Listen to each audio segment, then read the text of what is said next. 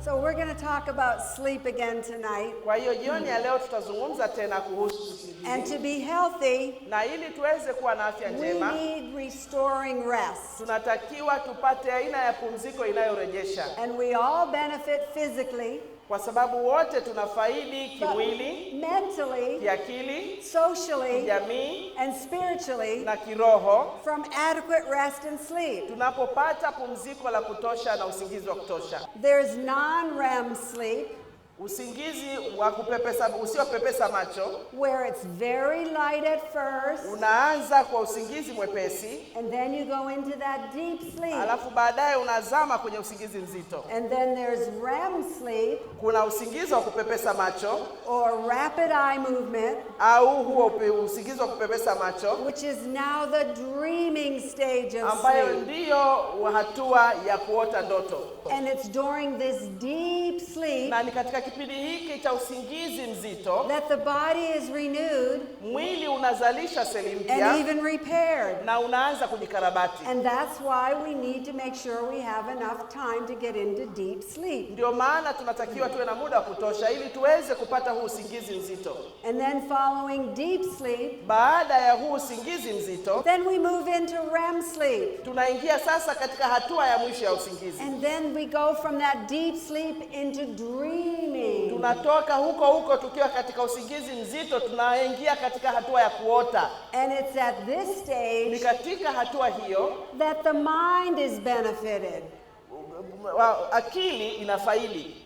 So just as we need the deep sleep, kama vile ambavyo tunahitaji usingizi mzito for the body to repair, kwa ajili ya mwili kujikarabati, scientists believe wanasayansi wameamini that kwamba the REM sleep or dreaming sleep huu usingizi mwingine ambao ndio wenye kuota huu actually restores the mind. ndio unao karabati akili. So it's REM sleep, kwa hiyo ni usingizi huu wa kuota huu that facilitates our learning and our memory. unaotuwezesha sisi kuweza kujifunza na kuwa na kumbukumbu nzuri. It's very important not to stay up all night. Ni vizuri usikae macho usiku. Not even to study. Sio tu hata kusoma, but to get to bed early. Uende ukalale mapema siku hiyo. And then your learning and memory will be much better. Ukiamka wakati wa mtihani kumbukumbu yako itakuwa ni nzuri sana.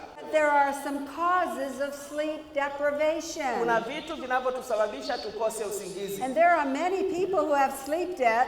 Kuna watu wengi wana madeni ya usingizi. And we learned na tulijifunza kwamba that when you take your computer to bed, unapochukua laptop yako hapo kitandani, and you try to do your work in bed, unaanza kufanya kazi yako kitandani, or you take your cell phone, au unaanza kuchukua simu yako ya mkononi, you're on your cell phone, na wakati hapo ndio unaanza kuzungumza, or you're on your iPad, au unaanza kuchukua iPad yako, and you're trying to do this just before you go to bed, unaweza kuanza kufanya kazi zako hapo na mambo yako mengine, that this is going to disrupt your sleep. Hii itasababisha isumbue usingizi wako. But when you take your bath, lakini unapooga, that warm relaxing bath, yani maji ya uvuguvugu yanayotuliza, and then you take your Bible, alafu ukae kitandani ushike Biblia yako, and you relax in bed, alafu umetulia kitandani, then you sleep much better. Unalala vizuri zaidi. So we learned that there are some things that actually keep us awake. Na tukajifunza kwamba kuna mambo yanayosababisha tushindwe kulala.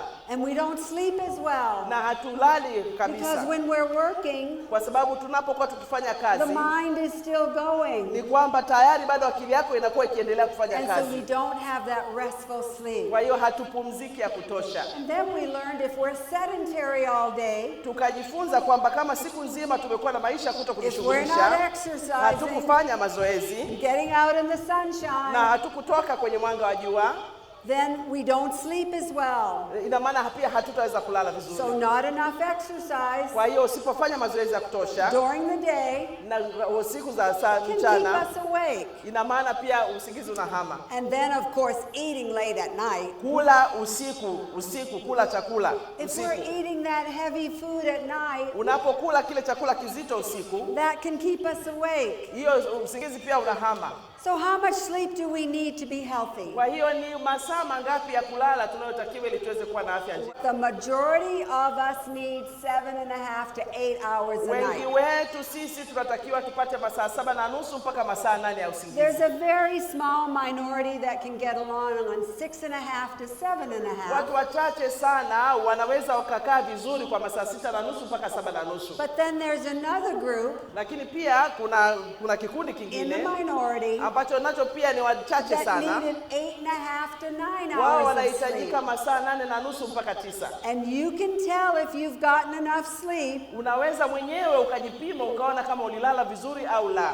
because you'll be energetic during the day. Unapoamka asubuhi unajikuta uko na nguvu. If you're sleepy during the day, Na kama unasinzia mchana, you probably haven't gotten enough sleep inawezekana haukulala vizuri. because we need a good restful night of sleep Tunatakiwa tupate usingizi mzuri na pumziko nzuri kabisa usiku, to go all day until it's bedtime again. ili tuweze mchana mzima kuweza kuwa na nguvu mpaka tena wakati mwingine wa usiku wa Just like kulala. little children. Pamoja na watoto wetu Little pia. children play all day long Angalia watoto wanacheza mchana mzima, and they're exercising wanafanya mazoezi, and then they sleep alafu wanakwenda kulala. soundly Wanalala kweli kweli and they're not sleeping in the day. na hawalali mchana. And that's the way it should be with adults. Ndivyo hivyo ingetakiwa kuwa na watu wazima. So let's go through some suggestions for sleeping better. Tunaweza tukatoa ushauri juu ya namna ya kulala vizuri. Well, for the best sleep we need to have regular hours. Kwa usingizi mzuri tunatakiwa tuwe na masaa hayo. So if we go to bed at 9:30, Kama tunakwenda kulala saa 3:30, we need to sleep until 5:30. tunatakiwa tulale mpaka saa 11:30. Or if we go to bed at 10 o'clock, Au kama tunakwenda kulala saa we 4, need to sleep until at least 6 o'clock. basi tukalale mpaka saa 12 But asubuhi. we do that night after night after Na night. tunafanya hivyo kila usiku jizoezeshe kuwa na muda maalum wa We kulala. go to bed at the same time. Unakwenda kulala muda huo And huo, we get up at the same time. unaamuka muda huo huo. And these regular hours Na huu muda huo huo wa will kulala help us to sleep better. utakusaidia uweze kujijengea And namna ya then kulala we vizuri. establish a regular eating schedule. Alafu sasa ujipangie muda ule wa kula. We eat at the same time every day. Unakula muda ule kila siku. In our home,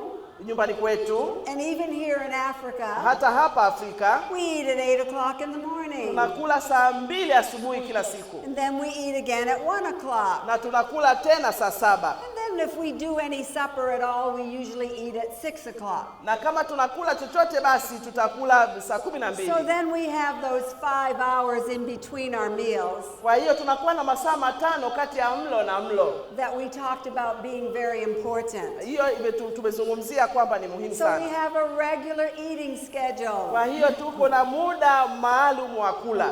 Regular meals with nothing between. Muda maalum na hakuna kudokoa katikati. We disrupt our body when we're eating in between meals. Tunapodokoa katikati tunaharibu ratiba ya miili yetu na matumbo yetu. And Harvard University reported Na chuo kikuu cha Harvard walitoa taarifa hii an article that was entitled, katika makala iliyokuwa imeandikwa, "Nighttime Overeating Can Throw Weight and Health Out of Sync." unapokula sana usiku kunaweza kukasababisha matatizo ya uzito pamoja na afya mbaya. So when we eat late at night, Tunapokula tumechelewa usiku, it can actually contribute to greater weight inaweza ikasababisha uzito mkubwa. and can actually throw our body out of sync. Inaweza kusababisha hata na magonjwa katika miili So we yetu. don't want to eat late at night, Hatutakiwi kula tumechelewa usiku. and eating at the wrong time can throw the body's metabolic cycles off. Unapokula jioni sana muda usiotakikana unasababisha mwili wako unashindwa kuingia katika mfumo wa uchakataji wa chakula. Actually leading to weight gain. Tayari inaanza kuingia katika matatizo ya And uzito. then some people wonder why they gain weight. Na watu wengine wanashangaa kwa nini tunaongeza uzito. Well, if you're eating late at night, Kama unakula umechelewa usiku, that's when you gain the weight. hiyo yenyewe tu So tatizo. we need to empty that stomach before we sleep. Tunatakiwa unatakiwa utoe kila kitu tumboni kabla hujaenda kulala. You'll sleep more soundly. Ili uweze kulala vizuri. If your stomach is full and the food is undigested, kama chakula chako kama tumbo lako lina chakula na chakula hakijameng'enywa, especially if it's filled with junk food, especially haya vyakula ambavyo ni vya mafuta vimekaangwa au vyakula vilivyokobolewa, it'll be very difficult to have sweet sound sleep. Itakuwa ni shida sana kupata usingizi mzuri. So we need to empty that stomach. Tunatakiwa tuondoe kila kitu tumboni before we go to bed. Kabla hatujaenda kulala. And then it's important to avoid stimulants like caffeine and nicotine. Ni muhimu sana uepuke vichocheo kama vile caffeine kwenye vinywaji pamoja na nicotine kwenye sigara. Now for best health we should give up nicotine and caffeine anyway. Kwa afya njema kwa vyovyote vile tunatakiwa tuachane na caffeine na nicotine. But look at what the medical reports say. Lakini angalia pia katika tafiti hizi za kimatibabu ambazo zimesema. Harvard Medical School's report says this. Chuo kikuu cha Harvard kitivo cha tiba kinasema caffeine, which is found in coffee, tea and sodas, kemikali ya caffeine ambayo inapatikana kwenye kahawa, chai na soda, and even other beverages, hata vinywaji vingine, keeps you awake, inakusababisha unakuwa macho by blocking the adenosine. Kwa kuzuia hii kemikali usingizi. And the adenosine is a brain chemical that helps you fall asleep. Na hii kemikali usingizi ni kemikali inayotengenezwa kwenye ubongo ambayo inatusaidia kulala. So when you drink that coffee, tea or sodas, kwa unapokunywa kahawa, chai au soda, that can actually keep you awake. Itakusababisha utakaa macho. And for some people, na kwa watu wengine, the researchers found watafiti wamegundua kwamba that even a single cup of coffee in the morning, hata kikombe kimoja tu cha kahawa asubuhi, means a sleepless night. Ina maana jioni usiku anashindwa kulala. So we need that restful sleep, my friends. Tunatakiwa tupate ule usingizi mzuri uliotulia, rafiki zangu. And the researchers found also, na watafiti wamegundua kwamba, that a lack of sleep disrupts the hormones. Kukosa usingizi kuna haribu vichocheo fulani mwilini. The hormones that control actually appetite and hunger. Vichocheo ambavyo vinadhibiti njaa na hamu ya chakula. You actually have higher levels of ghrelin and lower levels of leptin. Unakuwa na kiwango kikubwa cha kemikali au kichocheo njaa, na unakuwa na kiwango kidogo cha kichocheo zuia njaa. When you're sleep deprived. Unapokuwa hujalala vizuri. And what does it do? Na inafanya nini? It actually you want to have more sugary foods. Unajikuta huna nguvu, kwa hiyo unatamani kula vitu vya sukari. You actually crave those sugary foods. Unatamani kula vitu vya sukari. Because you want to boost your energy. Kwa sababu unataka kuongeza nguvu yako kidogo. But it doesn't. Lakini haifanyi hivyo. And it helps you to doesn't help you to want to exercise. Lakini pia inakusababisha ushindwe kufanya mazoezi. And you feel more fatigued. Unajisikia umechoka. So we need to follow these remedies we've been talking about. Kwa hiyo tunatakiwa kufuata hizi ratiba tiba ambazo tumekuwa tukizisema. And then a wonderful little thing to do to help us sleep better. Kuna kitu kingine ambacho kitawasaidia kulala vizuri. Is to just simply take a 15 to 30 minute nap if you're tired. Ukiwa unasikia kuchoka, angalau uweze kulala mchana kama dakika 15 mpaka 30 peke yake. Now sometimes when I come here to the meeting at night, wakati mwingine ninapokuja hapa kwenye mkutano jioni, I just take a 15 minute nap. Ninakuja tu napumzika kwa dakika 15. Just to energize my body. Kwa ajili ya kuongeza nguvu mwilini. So I take just a little nap. Kidogo unasinzia tu kidogo. And that little nap will energize you. Na kale kusinzia kidogo kanasaidia kukutia nguvu. And then another thing that will help us to sleep better. Kitu kingine kitakachotusaidia tulale vizuri. Is to exercise. Ni kufanya mazoezi. I think you're beginning to realize how important exercise is. Nafikiri mnaanza kuelewa jinsi gani mazoezi ni muhimu. And that we are always exercising. Na kwamba wakati wote tunafanya mazoezi. We went out for at least almost almost an hour this afternoon. Kwa kila siku tunafanya mazoezi, hata leo tumefanya kwa lisali moja. Tunafanya mazoezi kwenye jua, mwanga wa jua. And the last part I even ran. Na sehemu ya mwisho huwa hata nakimbia. And I ran home. Nikimbia kabisa kurudi nyumbani. And that energizes you. Na ile inakutia nguvu. And helps you to sleep better. Inakusaidia unalala vizuri. And one thing is for sure. Na kitu kingine ni kwa uhakika. You don't do your work in the bed. Usipeleke kazi zako chumbani. You do it in the office. Nenda kafanya kazi zako ofisini. You do it in the kitchen. Usifanye huko jikoni. Or the living room, but not in bed. La hata ukibidi ukafanya sitting room sawa, lakini ukienda chumbani unaharibu. And another thing is you don't discuss problems at bedtime. Kitu kingine tena, usifanye mazungumzo au ya tabu zako huko chumbani. That's no time to discuss problems. Huko sio mahali pa kuzungumzia mataabu yako. You simply say to your husband or wife, huko sio saa za kwenda kuanza kuzungumza vitu vingine kwa mke au mume. I think we will do better in the morning. Unamwambia mkeo au mumeo, nafikiri tuzungumze vizuri asubuhi. Let's not discuss that tonight. Ninaomba tusizungumze leo. We'll both feel better after we rest. Kwa sababu tukishapumzika tutajisikia vizuri kuzungumza. Don't you think so? Hamfikirii hivyo? I think that we'll all do better if we don't try to discuss problems when we're tired. Mimi nafikiri ni vema tujifunze kuto kuzungumzia matatizo chumbani tukiwa tumechoka jioni. And another thing that will help us to sleep better. Na kitu kingine kitakachotusaidia kulala vizuri is to take a warm bath. Ni kuoga maji ya uvuguvugu. And relax. Na utulie. When we are home, tukiwa nyumbani, my husband takes a bath almost every night. Mume wangu anaoga kila siku jioni. If you don't have a bathtub, kama wewe huna lile ni bakuli lile la kuogea, nenda katafute pipa. Then just sit in that tub. Nenda kaliweke maji uingie huko ndani. Nenda kakae huko ndani kwenye pipa la maji ya uvuguvugu. Tulia huko ndani.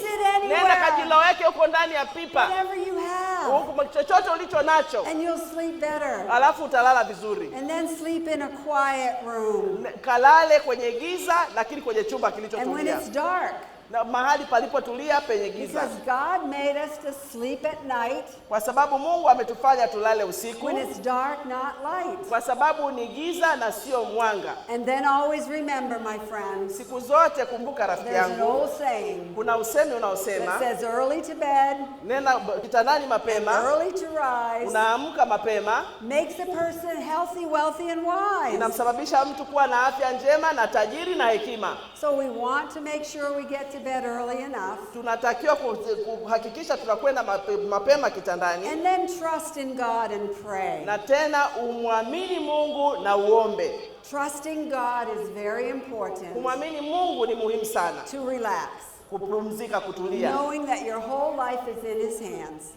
Kujua kwamba maisha yako yote yako mikononi mwake. And a life of trust prepares the mind and body for restful sleep. Maisha ya utulivu na matumaini yanaandaa mwili wako wote na akili kwa ajili ya kulala vizuri. And my friends, we need daily sleep. Marafiki zangu, tunatakiwa tupate usingizi wa kila siku. And we need a day of weekly rest as well. Na tunatakiwa tupate siku ya kupumzika kila wiki. You see, God has built in a time clock within us. Marafiki zangu, Mungu muumba wetu amejenga ndani mwetu saa ambayo ina mzunguko wa siku 7. Our loving Creator has built a biological time clock in our body. Ameweka ndani ya miili yetu saa fulani ambayo imehakikishwa ambayo inazunguka inajirudia hivyo hivyo. A 7-day cycle is built into our very fabric. Inazunguka kila baada ya siku 7, iko ndani ya nyama, iko ndani ya mwili, iko ndani yako. And it's amazing. Na inashangaza. Because we need to get that sleep. Tunatakiwa tupate huo usingizi. Within a 7-day period. Katika kipindi cha siku 7. Or it's lost forever. Au inapotea milele. Let me give you an example. Nitakupatia mfano. If you sleep only 5 hours one night. Kama kwa usiku mmoja unalala masaa 5 peke yake. And then you sleep 9 hours the next night. Alafu usiku unaofuatia unalala masaa 9. That's 14 hours. Hayo ni masaa 14. Now you need to divide it by 2 because you've had 2 nights of sleep. Unatakiwa kuyagawanya mara 2 kwa sababu umekuwa na mausiku mawili ya kulala. And so that's only 7 hours. Kwa hiyo ina maana kabisa imekuwa kama masaa 7 umelala. So then you're going to need to have 10 hours. Kwa hiyo sasa itabidi usiku nyingine ulale masaa 10. Because then you have 24 hours. Kwa hiyo sasa utakuwa na masaa 24 unalipia hela unapoteza siku 3. So you divide it by 3. Unagawanya mara 3. And now you have 3/8 of 24. Tayari utakuwa na masaa 8 kwa hayo masaa yaliyobakia. And you do that all week. Na unapofanya hivyo wiki nzima until you come to the end of the week. Mpaka mwisho wa wiki. And you divide how many hours you had by 7. Unaangalia ni masaa mangapi umelala, unayagawanya kwa 7. And then you can make up for some of that sleep. Alafu sasa ufidie hayo masaa unayodaiwa. But after that 7 days it's gone forever. Lakini baada ya hayo masaa 7 huwezi kufidia tena milele. And it affects our health. Na itaathiri afya yako. You see, God has created a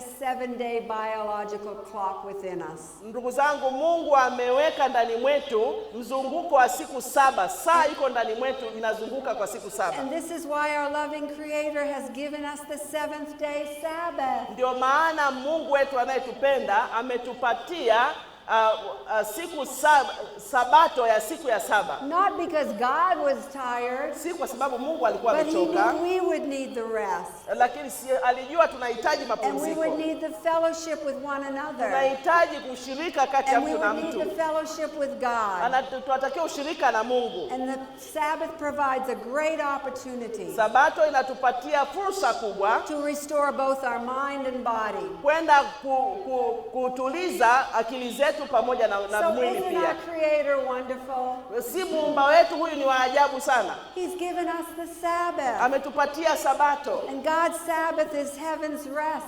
Hii sabato ya Mungu ni sabato ya mbingu. And defense for unending work. Hii ni kinga dhidi ya kazi zisizoisha. If some of us didn't have the Sabbath, Kwa sababu wengine hapa tusingekuwa na sabato, we'd keep working and tungekuwa tunafanya kazi, tunafanya kazi. We'd be on our cell phones. Tungekuwa na masimu on saa our zote. computers, Tuko na kompyuta, on our tuko na iPads. iPad. But God gives us the Sabbath Lakini Mungu ametupatia sabato. to come and rest in fellowship Angalau with tukae Him. tupumzike and to katika study ushirika our na yeye Bibles. na unajisoma Biblia. You see, my friends, we need all of these remedies. Marafiki zangu, tunahitaji hizi zote tiba. And we need to make right lifestyle choices. Tunatakiwa tufanye chaguzi zinazofaa. Because right lifestyle choices play a key role Kwa sababu chaguzi zetu za maisha zinachangia pakubwa in determining not only the length of our lives, si tu kuamua urefu wa siku tunazoishi, but the quality of our lives. lakini pia ubora wa maisha You tunayoishi. see, I want to be active when I get old. Mimi ninataka niendelee kuwa hivi I'm ninapokuwa not mzee. old. Mimi sitaki kuwa I'm mzee. young. Mimi sio mzee, ni And so kijana. we need to keep active all our Kwa hiyo lives. unapojishughulisha wakati wote So inasaidia. my friends, we need to make right lifestyle choices. Tunatakiwa tufanye chaguzi sahihi katika That maisha. is so important. Ni muhimu sana. And when we choose to cooperate with God Tunapochagua kushirikiana na Mungu and follow His laws of health, na kufuata sheria zake za afya, He promises He will strengthen us. alituahidi kwamba atatuimarisha, He will give us good health. atatupatia afya njema. And so, my friends, Kwa hiyo marafiki zangu, shall be individually, tutakuwa hivi, kila mtu atakuwa hivi alivyo. each one of us, Kila mtu alivyo atakuwa hivyo for time alivyo here now kwa muda huu sasa and through all na eternity, milele zote, what our habits make us. kile ambacho tabia zetu kimetujengea. And that's why we want to develop good habits Ndio maana here. tunatakiwa tujenge tabia njema sasa, Because the same habits here, kwa sababu tabia hizi tunazoishi sasa we're going to have through all eternity. tutakuwa nazo huko milele. So let's go over a few teeny tips tonight. Hebu tupitie kidogo dondoo hizi za 3 tini. habits to establish. Tabia 3 za kuanzisha. Establish a regular schedule for sleeping, Anzisha muda maalum wa a kulala, regular schedule for eating, anzisha muda maalum wa kula and a regular schedule for na muda exercising. maalum wa kufanya mazoezi. And the best is outdoors Na mazoezi mazuri ni yale huko nje, in the natural light. asubuhi huko katika mwanga. And now here are 3 things to Kuna vitu avoid. 3 vya kuepuka. Stimulants like nicotine and caffeine. Vichocheo vileo kama vilivyoko kwenye sigara na caffeine. And avoid taking your work to bed with you. Epuka kupeleka kazi zako kwenye kitandani. And avoid any conflict or discussions at night. Epuka mazungumzo yote magumu jioni, usiku. And now here are 8 things you can do. Sasa kuna vitu 8 unavyoweza kufanya to have a better night's rest. ili uweze kulala vizuri. Get plenty of fresh air in your bedroom. Hakikisha chumbani kwako kuna hewa safi ya kutosha. So open those windows. Fungua hayo madirisha. Keep the sleeping room dark and quiet. Fanya chumba chako kiwe na giza kidogo na kina utulivu. And if you have a hard time sleeping, kama unapata shida kidogo kulala, you can even drink some of those relaxing herbal teas. Unaweza ukanywa hizo chai za mitishamba zinazotuliza. The herbal teas are good for us. Hizo chai za mitishamba ni nzuri kwetu. And can be relaxing. Na zinaweza zikakutuliza. And then take a warm bath before going to bed. Nenda kaoge maji ya vuguvugu kabla hujaenda kulala. And allow at least an hour to unwind. Ruhusu kama lisali moja ya wewe kufunga kazi yako yote uliyofanya mchana mzima. Don't work right up until bedtime. Usingojee mpaka ule muda wa kwenda kulala. Na kidogo anza kutulia. And then go to bed early. Nenda kalale mapema. And spend time with your Bible. Nenda katumie muda wa kusoma Biblia. Read the Word of God. Nenda kasome neno la Mungu. And spend time praying. Tumia muda kuomba. And trust God. Na muamini Mungu. Trust Him. Muamini. Trust Him more every day. Muamini Mungu kila siku. To take care of all your worries and anxieties. Kwamba yeye atachukua mahangaiko yako yote na taabu zako zote. Because my friends, He will. Kwa sababu huyo ndivyo atakavyofanya. And 3 John 2 says this.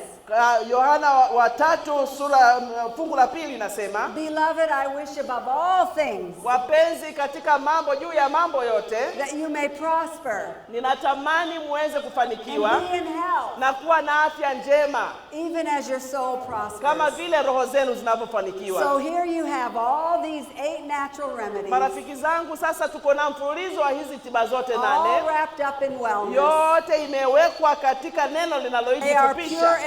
Maana ni hewa safi, mwanga wa jua, kiasi, mapumziko, mazoezi, mlo sahihi, matumizi ya maji na kuamini uwezo wa Mungu. Hizi ndizo tiba za kweli. Hizi ndizo zitakazokusababisha uweze kuwa na afya njema. Hizi ndizo zitakazokubariki. Hizi ni hakika, ni mpango wa hakika wa Mungu kwa afya yetu. Kwa hiyo Mungu awabariki. Unavyoishi maisha ya miaka 100 ukiwa na afya njema. May God richly bless you. Mungu awabariki kwa kiwango kikubwa. As you follow His plan. Unapofuata mipango yake. Because God's plan. Kwa sababu mipango ya Mungu is the best ndio plan. mipango sahihi. God bless you. Mungu awabariki.